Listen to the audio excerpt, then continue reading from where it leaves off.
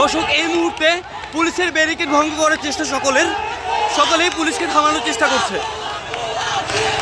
সকলে ভুয়া ধ্বনিতে পুলিশকে বলছে তারা ভুয়া।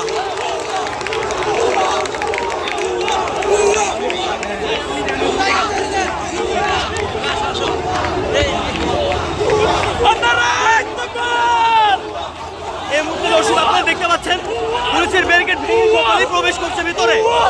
দর্শক, এই মুহূর্তে পুলিশের ব্যারিকেড ভেঙে দিয়ে সকলে অগ্রসর হচ্ছে ভারতীয় হাইকমিশনের অফিসের দিকে।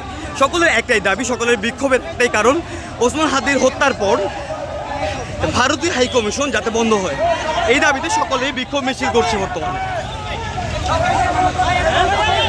সকলেই বর্তমানে পথের মাঝখানে পথ ব্যারিকেড করে পুলিশকে ভুয়ো দাবি করে সকলেই বসে পড়ছে রাস্তায়। সকলে একটাই দাবি, ভারতীয় হাইকমিশন বন্ধ হোক। বাংলাদেশি প্রশাসনকে তারা ভুয়া বলে দাবি করছে এই মুহূর্তে। দর্শক, এই মুহূর্তে পুলিশ সকলকে থামানোর চেষ্টা করছে, কিন্তু সবাই থামতে নারাজ, কেউই থামবে না। এই মুহূর্তে সকলেই অগ্রসর হচ্ছে ভারতীয় হাইকমিশনের দিকে। তাদের সকলকেই সেফটি দিচ্ছে পুলিশ। পুলিশ বর্তমানে সকলের রেলের সামনেই অবস্থান করছে। আপনারা হয়তো দেখতে পাচ্ছেন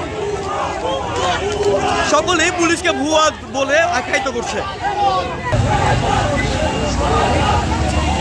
দর্শক, বিক্ষোভকারীদের সামনেই বর্তমানে পুলিশ অবস্থান করছে।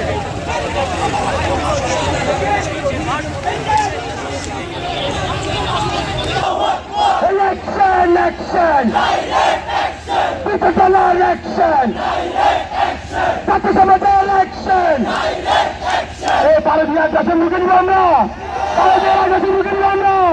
এই ভারতীয় আগ্রাসন!